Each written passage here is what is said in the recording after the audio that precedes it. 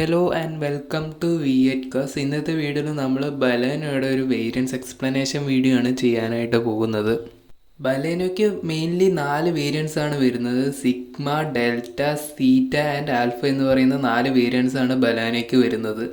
എഞ്ചിനിലോട്ട് നോക്കുകയാണെങ്കിൽ 1.2 ലിറ്ററിൻ്റെ ഒരു നാച്ചുറലി ആസ്പിറേറ്റഡ് ആയിട്ടുള്ള ഒരു പെട്രോൾ എഞ്ചിനാണ് ബലേനോയിൽ യൂസ് ചെയ്യുന്നത്. ഈ ഒരു ഒറ്റ എഞ്ചിൻ ഓപ്ഷനിൽ മാത്രമാണ് നമുക്ക് ബലേനോ അവൈലബിൾ ആയിട്ടുള്ളത്. ഈ എഞ്ചിനോടൊപ്പം നമുക്കൊരു 5 സ്പീഡ് മാനുവലും അതുപോലെ തന്നെ 5 സ്പീഡ് AMTയിലും നമുക്ക് അവൈലബിൾ ആണ്. ബലേനോ നമുക്ക് CNGയിൽ അവൈലബിൾ ആണ്. നമുക്ക് ഡെൽറ്റ എന്ന് പറയുന്ന വേരിയൻറ്റിലും അതുപോലെ തന്നെ സീറ്റ എന്ന് പറയുന്ന 2 വേരിയൻറ്റിലും നമുക്ക് CNG ഓപ്ഷൻസും അവൈലബിൾ ആണ്. ഇനി നമുക്ക് എല്ലാ വേരിയൻറ്റിനും ജസ്റ്റ് പ്രൈസുകളൊന്ന് നോക്കി വെക്കാം. സിഗ്മ എന്ന് പറയുന്നതാണ് ബേസ് വേരിയൻറ്റ് പ്രൈസ് വരുന്നത്, മാനുവലിൻ്റെ പ്രൈസ് വരുന്നത് 8.02 ലാക്ക് ആണ്. അതിൻ്റെ മുകളിലത്തെ ഓപ്ഷനായിട്ടുള്ള ഡെൽറ്റ എന്ന് പറയുന്ന വേരിയൻറ്റിന് പ്രൈസ് വരുന്നത് 9 ലാക്കാണ്. ഏകദേശം 98,000 രൂപയുടെ ഡിഫറൻസ് സിഗ്മ എന്ന ബേസ് വേരിയൻറ്റും ഡെൽറ്റ എന്ന് പറയുന്ന സെക്കൻഡ് വേരിയൻറ്റുമായിട്ട് വരുന്നുണ്ട്. ഡെൽറ്റയുടെ മുകളിൽ വരുന്ന വേരിയൻ്റാണ് സീറ്റ എന്ന് പറയുന്നത്. സീറ്റയ്ക്ക് 10,11,000 രൂപയാണ് വരുന്നത്. ഡെൽറ്റയെ വെച്ച് ഏകദേശം 1,11,000 രൂപയുടെ ഡിഫറൻസ് വരുന്നുണ്ട് സീറ്റ മാനുവലിന്.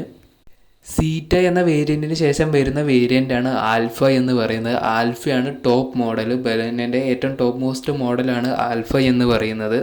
ആൽഫയുടെ മാനുവലിൻ്റെ പ്രൈസ് വരുന്നത് 11.22,000 ആണ്.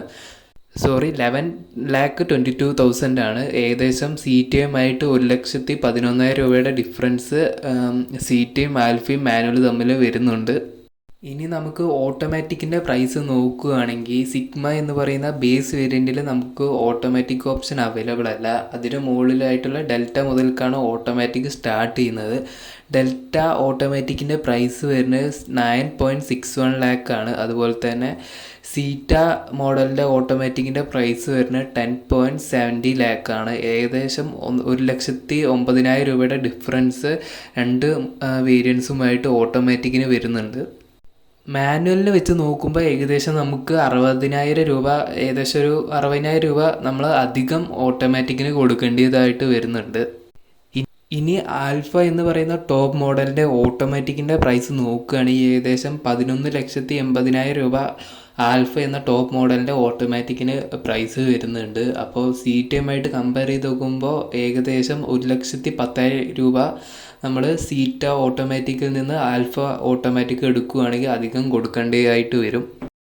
ഇനി CNGയുടെ പ്രൈസ് നോക്കുകയാണെങ്കിൽ CNG നമുക്ക് 2 വേരിയൻറ്റിലാണ് അവൈലബിൾ ആയിട്ടുള്ളത്. സെക്കൻഡ് ബേസ് വേരിയൻ്റ് ആയിട്ടുള്ള ഡെൽറ്റ എന്ന വേരിയൻറ്റിലും സെക്കൻഡ് ടോപ്പ് മോഡലായിട്ടുള്ള സീറ്റ എന്ന വേരിയൻറ്റിലുമാണ് നമുക്ക് CNG അവൈലബിൾ ആയിട്ടുള്ളത്. ഡെൽറ്റയുടെ CNGയുടെ പ്രൈസ് വരുന്നത് 10.8 ലാക്കാണ്. അതുപോലെ തന്നെ സീറ്റയുടെ CNGൻ്റെ പ്രൈസ് വരുന്നത് 11,16,000 ആണ്. ഏകദേശം 1,08,000 രൂപയുടെ ഡിഫറൻസ് CNG 2 മോഡൽസുമായിട്ട് വരുന്നുണ്ട്. ആദ്യം നമുക്ക് ഏറ്റവും ബേസ് വേരിയൻ്റ് ആയിട്ടുള്ള സിഗ്മ എന്ന വേരിയൻറ്റ് നോക്കാം. സിഗ്മ എന്ന വേരിയൻറ്റ് നോക്കുകയാണെങ്കിൽ നമുക്ക് ഓട്ടോമാറ്റിക്കലി അവൈലബിൾ അല്ല, ആകെ മാനുവലിൽ മാത്രമാണ് അവൈലബിൾ ആയിട്ടുള്ളത്. ഇതിൻ്റെ ഏകദേശം പ്രൈസ് വരുന്ന ഒരു 8 ലക്ഷം രൂപേൻ്റെ അടുത്ത് നമുക്ക് ഏകദേശം പ്രൈസ് വരുന്നുണ്ട്. ഇനി ഇതിൻ്റെ നമുക്ക് സേഫ്റ്റി ഫീച്ചേഴ്സ് നോക്കുകയാണെങ്കിൽ 4 റിവേഴ്സ് പാർക്കിംഗ് സെൻസേഴ്സ് വരുന്നുണ്ട്. 2 എയർ ബാഗാണ് നമുക്ക് ബേസ് വേരിയൻറ്റിൽ വരുന്നത്. പിന്നെ ESP, ABS, EBD തുടങ്ങിയ സേഫ്റ്റി ഫീച്ചേഴ്സും ഹിൽ ഹോൾഡ് അസിസ്റ്റും വരുന്നുണ്ട്.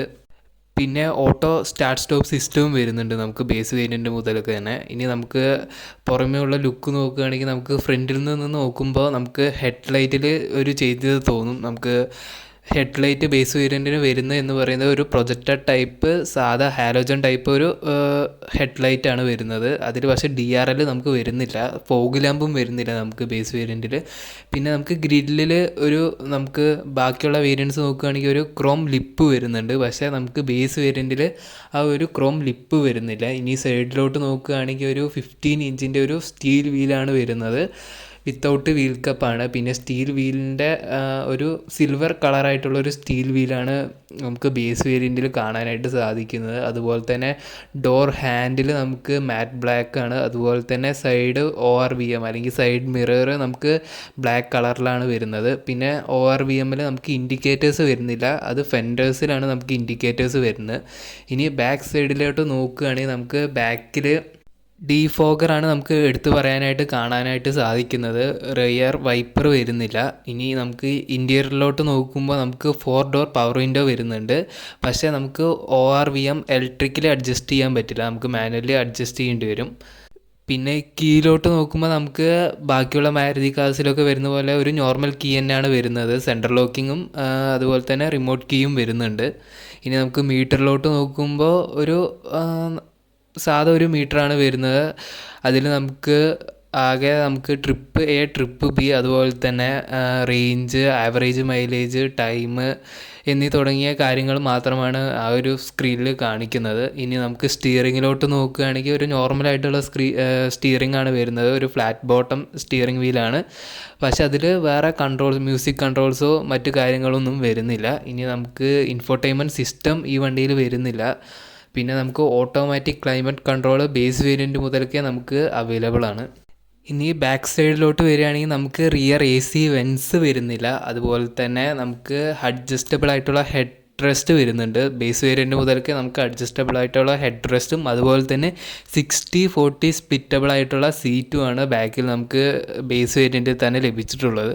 ഇനി നമുക്ക് വേറെ കാര്യമായിട്ടുള്ള വ്യത്യാസം ഒന്നും നമുക്ക് പറയാനായിട്ടില്ല. ഇനി അടുത്ത വേരിയൻ്റ് ആയിട്ടുള്ള ഡെൽറ്റയിലേക്ക് നോക്കുകയാണെങ്കിൽ ഡെൽറ്റയ്ക്ക് നമുക്ക് ഏകദേശം 1,00,000 രൂപ അല്ലെങ്കിൽ 1,00,000 മുകളിൽ രൂപ നമ്മൾ അധികം കൊടുക്കേണ്ടി വരും. ഡെൽറ്റേൻ്റെ ഫീച്ചേഴ്സ് നോക്കുകയാണെങ്കിൽ പുറമെ ഫ്രണ്ട് ഭാഗത്തു നിന്ന് നമുക്ക് നോക്കുകയാണെങ്കിൽ വലിയ കാര്യമായിട്ട് ചേഞ്ചസ് ഒന്നും കാണാനായിട്ട് സാധിക്കില്ല. Same halogen type projector head lamp തന്നെയാണ് വരുന്നത്. DRL ഈ വേരിയൻറ്റിലും വരുന്നില്ല.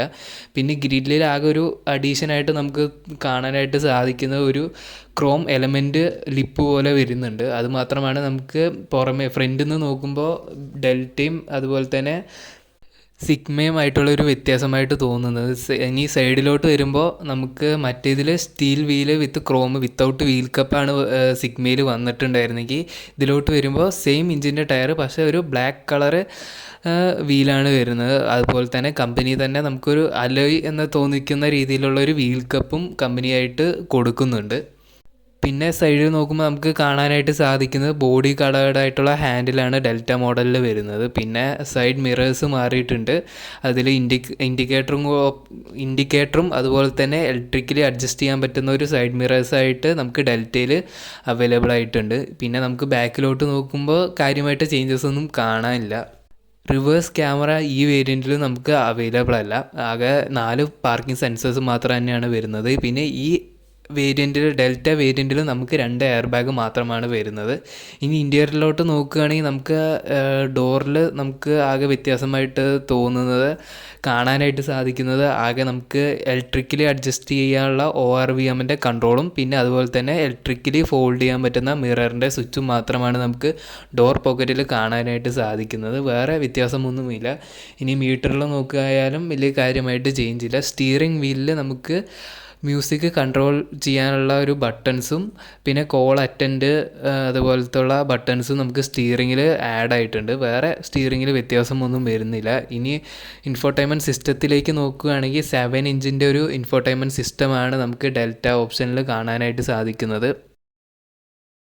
ഈ 7 ഇഞ്ചിൻ്റെ ടച്ച് സ്ക്രീനിൽ നമുക്ക് ആൻഡ്രോയിഡായിട്ടോ അതുപോലെ തന്നെ ആപ്പിൾ കാർപ്ലേ ഒക്കെ വയേർഡായിട്ട് കണക്ട് ചെയ്യാനുള്ള ഓപ്ഷനും കൂടിയും വരുന്നുണ്ട്. ഇനി ബാക്ക് സൈഡിലോട്ട് നോക്കുകയാണെങ്കിൽ ഡെൽറ്റയും സിഗ്മയുമായിട്ട് വലിയ കാര്യമായിട്ടുള്ള ചേഞ്ചസ് ഒന്നും വരുന്നില്ല. ഇനി ഡെൽറ്റയും സിഗ്മയുമായിട്ട് നോക്കുകയാണെങ്കിൽ എനിക്ക് വാല്യൂ ഫോർ മണി ആയിട്ട് തോന്നിയത് സിഗ്മ തന്നെയാണ്. കാരണം ഡെൽറ്റയ്ക്ക് സിഗ്മേൻ്റെക്കാട്ടിലും 1,00,000 രൂപ അധികം കൊടുക്കേണ്ടി വരും. പക്ഷേ അത്രയ്ക്കുള്ള വാല്യൂ ഫോർ മണി ആണോ എന്ന് ചോദിച്ചു കഴിഞ്ഞാൽ എനിക്ക് പേഴ്സണലി അത്രയ്ക്കുള്ള എമൗണ്ടിനുള്ള സംഭവങ്ങൾ നമുക്ക് ഡെൽറ്റയിൽ ഉള്ളതായിട്ട് എനിക്ക് തോന്നിയിട്ടില്ല. ഇനി സീറ്റ എന്ന വേരിയൻ്റ് നോക്കുകയാണെങ്കിൽ നമുക്ക് ഒരു LED പ്രൊജക്ടർ ടൈപ്പ് ഹെഡ്ലൈറ്റാണ് വരുന്നത്. പിന്നെ വേറെ കാര്യമായിട്ടുള്ള ചേഞ്ചസ് ഒന്നും ഫ്രണ്ടിൽ നമുക്ക് കാണാനായിട്ട് സാധിക്കില്ല. ഈ വേരിയൻറ്റിൽ നമുക്ക് ഫോഗ് ലാമ്പ് അവൈലബിൾ അല്ല. ഇനി സൈഡിൽ നിന്ന് നോക്കുകയാണെങ്കിൽ നമുക്ക് വേറൊരു ചേഞ്ച് കാണാനായിട്ട് സാധിക്കുന്നത് അലോയ് വീലിലാണ്. നമുക്കൊരു 16 ഇഞ്ചിൻ്റെ ഒരു സിൽവർ കളർ അലോയ് വീല് നമുക്ക് ലഭിക്കുന്നുണ്ട് സീറ്റ എന്ന വേരിയൻറ്റിൽ. പിന്നെ നമുക്ക് വേറെ നോക്കുകയാണെങ്കിൽ ഡോർ ഹാൻഡിൽ ബാർ നമുക്ക് ഒരു ക്രോം ഫിനിഷിംഗ് ആണ് ലഭിക്കുന്നത്. അതുപോലെ തന്നെ ഡോറും വിൻഡോ ആയിട്ടുള്ള റബ്ബർ ബീഡിങ്ങിൽ നമുക്ക് ഒരു ക്രോം ഫിനിഷിംഗ് ലഭിക്കുന്നുണ്ട്. ഇത്ര മാത്രമാണ് നമുക്കൊരു സൈഡിൽ നിന്ന് നമുക്ക് ഡെൽറ്റയും സീറ്റയും തമ്മിൽ കണ്ടാൽ തിരിച്ചറിയാനുള്ള വ്യത്യാസം എന്ന് പറയുന്നത്. ഇനി ബാക്കിലോട്ട് വരുവാണെങ്കിൽ നമുക്ക് വേറൊരു കാര്യമായിട്ട് കാണാൻ പറ്റുന്ന ഒരു വ്യത്യാസം എന്ന് പറയുന്നത് നമുക്ക് റിയർ വൈപ്പർ വരുന്നുണ്ട് എന്നുള്ളതാണ്. പിന്നെ നമുക്ക് കാണാൻ പറ്റുന്നത് നമുക്കൊരു റിവേഴ്സ് ക്യാമറയും നമുക്ക് സീറ്റ എന്ന ഓപ്ഷനിൽ കാണാനായിട്ട് സാധിക്കുന്നു എന്നുള്ളതാണ്.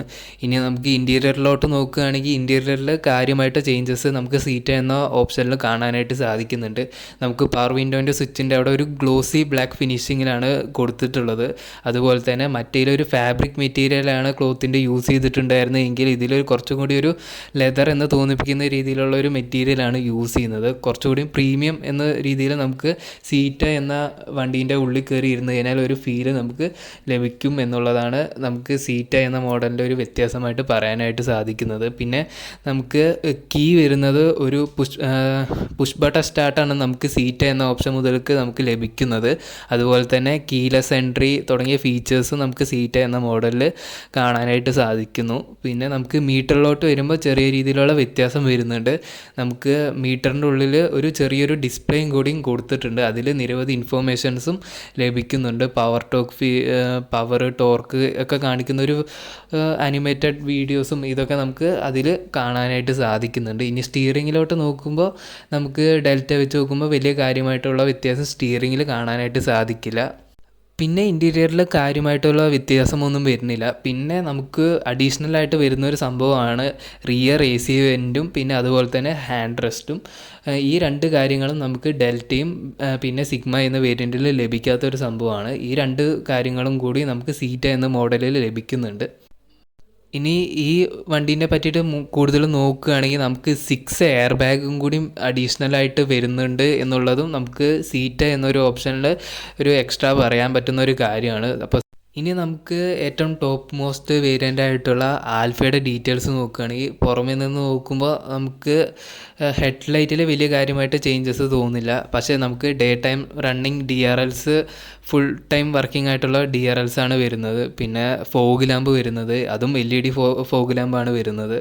പിന്നെ ഗ്രില്ലിലും ഇതിലൊന്നും വലിയ കാര്യമായിട്ട് ചേഞ്ചസ് ഒന്നും വരുന്നില്ല. ഇനി സൈഡിലോട്ട് നോക്കുകയാണെങ്കിൽ ഒരു ഡയമണ്ട് കട്ട് അലോയ് വീലാണ് വരുന്നത്. അത് 16 ഇഞ്ച് തന്നെയാണ്. പിന്നെ സൈഡ് മിറേഴ്സിൽ തന്നെയാണ് നമുക്ക് 360 ക്യാമറയുടെ ഒരു ഓപ്ഷനും കൂടിയും കാണുന്നുണ്ട്. അതുപോലെ തന്നെ ഫ്രണ്ടിലും നമുക്ക് ഗ്രില്ലിൽ ഒരു 360 ക്യാമറ കാണാനായിട്ട് സാധിക്കും.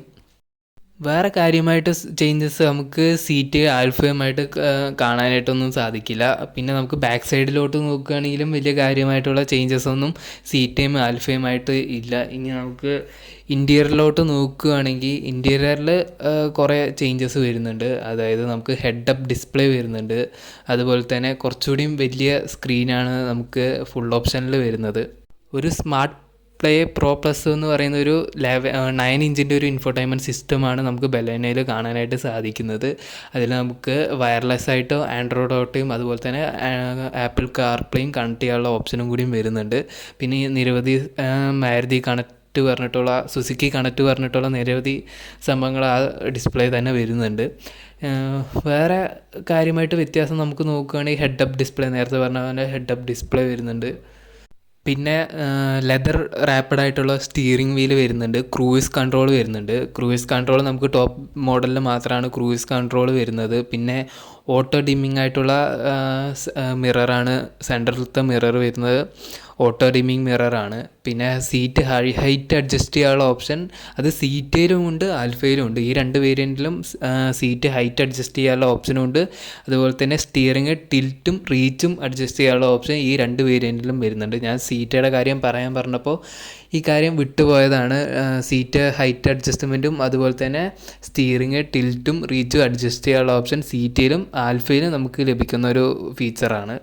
ഇനി സീറ്റയും ആൽഫയുമായിട്ടുള്ള പ്രൈസ് ഡിഫറൻസ് നോക്കുകയാണെങ്കിൽ ഏകദേശം 1 ലക്ഷത്തിന് മുകളിൽ പ്രൈസ് ഡിഫറൻസ് സീറ്റയും ആൽഫയും തമ്മിൽ വരുന്നുണ്ട്. 1 ലക്ഷം 1,10,000 രൂപയുടെ പ്രൈസ് ഡിഫറൻസ് സീറ്റയും ആൽഫയുമായിട്ട് വരുന്നുണ്ട്. അപ്പോൾ നിങ്ങൾക്ക് ഏതാണ്, എൻ്റെ ഒരു പേഴ്സണൽ അഭിപ്രായത്തിൽ സീറ്റയാണ് എനിക്കൊരു വാല്യൂ ഫോർ മണി ആയിട്ട് തോന്നിയത്. അപ്പോൾ നിങ്ങൾക്ക് ഏത് വേരിയൻ്റാണ് വാല്യൂ ഫോർ മണി ആയിട്ട് തോന്നിയത് എന്നുള്ളതൊന്ന് കമൻ്റായിട്ട് അറിയിക്കുക. അപ്പോൾ ഈ വീഡിയോ ഇഷ്ടപ്പെട്ടാൽ ലൈക്ക് ചെയ്യുക, ചാനൽ ഒന്ന് സബ്സ്ക്രൈബ് ചെയ്തും സപ്പോർട്ട് ചെയ്യുക.